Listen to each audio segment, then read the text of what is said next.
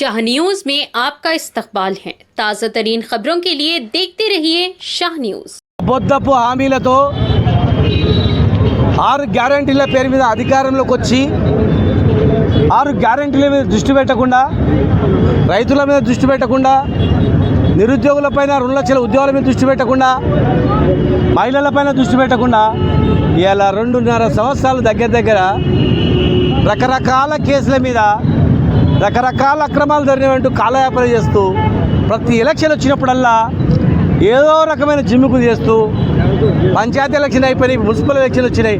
Municipal ఎలక్షన్లో వీళ్ళు తిరగొద్దని చెప్పి మున్సిపల్ ఎలక్షన్లో నాయకులందరూ దీని మీద బిజీ పెట్టాలని చెప్పి తెలంగాణ తెచ్చిన నాయకుడిని ఇలా అవమానపరిచే రీతిలో ఆ వయసులో ఎక్కడ ఉంటే అక్కడ విచారణ జరగాలంటే పోయి అడగొచ్చు నిబంధనల ప్రకారం, కానీ వేధిస్తూ రావాలి, ఊర్లోకి రావాలి అని చెప్పి అవమానపరిచే రీతిలో ఇలా చేస్తూ ఉన్నారు.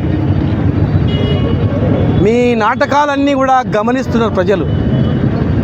కేసులకు భయపడ్డాడు కేసీఆర్ కాదు, తెలంగాణ ప్రజలు అస్సలు కాదు. అసలు కేసు లేని తెలంగాణ ప్రజలు, తెలంగాణ తెచ్చిన వాళ్ళు ప్రాణాలకే భయపడ్డారు. ప్రాణాలకు తెగించి తెచ్చిన తెలంగాణ ఇది. సరే, ఏ స్థాయిలో ఉన్నది, ఏ స్థాయిలో పోయినా ఆ వర్గాలకు తెలుసు, రైతులకు తెలుసు, విద్యార్థులకు తెలుసు, అన్ని కుల సంఘాలకు తెలుసు. నువ్వు 42% రిజర్వేషన్ ఇస్తాను, 42% రిజర్వేషన్ ఇవ్వకుండా ఎక్కడ నిలదీస్తారో అని చెప్పి ఇలా ఇవన్నీ దొంగ నాటకాలు ఆడుతూ ఉన్నారు ఈ ప్రభుత్వం.